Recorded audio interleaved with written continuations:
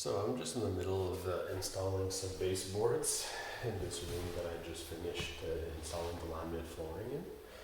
And I decided to do a quick video on how sometimes you need to put the baseboard, to tack the baseboard into a stud, or else it'll pull out too easily depending on how straight the wall is. Sometimes you can get away with just tacking wherever. If it's drywall, that's okay. You don't have to glue it down. But like, for example,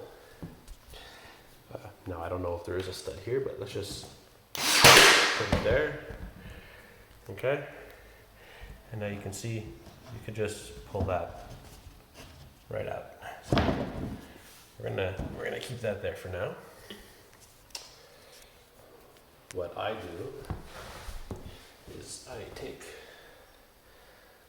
this is just a magnet that I took out of a hard drive. You can use any strong magnet though. And what we're doing is we're just looking for the screw on the wall. And this is, you can use this to find the stud for any project, not just baseboards. Okay, so I know there's a stud here.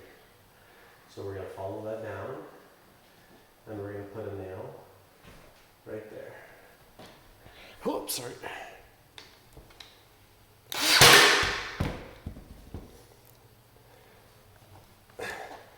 Now you see the difference?